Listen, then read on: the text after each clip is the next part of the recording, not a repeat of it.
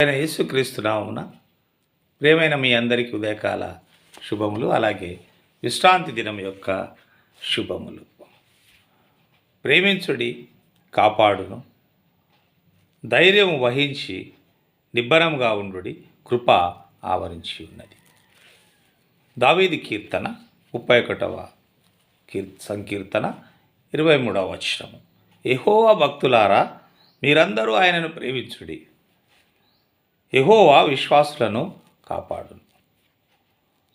యెహోవా భక్తులారా, మీరందరూ ఆయనను ప్రేమించుడి. దేవుణ్ణి మనము ప్రేమించినట్టయితే దేవుడే మనల్ని కాపాడే దేవుడుగా ఉంటాడు. ఆయన విశ్వాసులను వదిలిపెట్టడు, ఆయన విశ్వాసులను కాపాడును. గర్వంగా ప్రవర్తించు వారికి ఆయన గొప్ప ప్రతీకారం చేయను. ఎవరైతే మరి గర్వంగా ప్రవర్తిస్తారో, ఆయన సన్నిధిలో ఎవరైతే గర్వంగా ప్రవర్తించేవారు ఉంటారు, అట్టి వారికి దేవుడు గొప్ప ప్రతీకారము చేయును. 24వ వచనము. యెహోవా కొరకు కనిపెట్టుకొని వారలారా, మీరందరూ మనసున ధైర్యం వహించి నిబ్బరంగా ఉండు. ఎవరైతే మరి దేవుని సహాయం కొరకు కనిపెట్టుకునేవారు ఉంటారు, దేవుడి మీద ఆధారపడి దేవుని కొరకు కనిపెట్టుకొని దేవుని సహాయం కొరకు మరి వేచి ఉండేవారుగా ఉంటారు. ఎన్ని కష్టములు, ఎన్ని ఇబ్బందులు, ఎన్ని వచ్చినాను, ఎన్ని ఆపదలు కలిగినను మరి కేవలం దేవుని మీద ఆధారపడి ఆయన కొరకు కనిపెట్టుకొని వారలారా, మనసున ధైర్యం వహించి నిబ్బరంగా ఉండు. ఆయన కొరకు కనిపెట్టుకునే వారందరూ మనస్సున ధైర్యం వహించాలంటున్నాడు. మీ మనసు ధైర్యం కోల్పోకూడదు, అధైర్యపడకూడదు.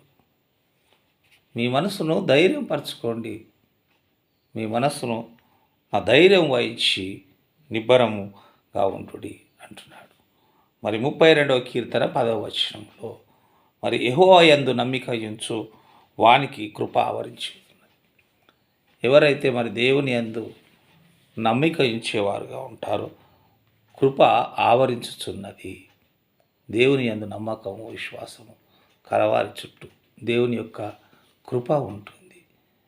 ఉదయకాలమున మరి దేవుడు మరి దయచేసిన ఈ వాక్యమును, దేవుడు మనకు అనుగ్రహించిన ఈ వాక్యమును మరి దీవించి ఆశీర్వదిస్తూ మనల్ని ముందుకు నడిపించుగాక.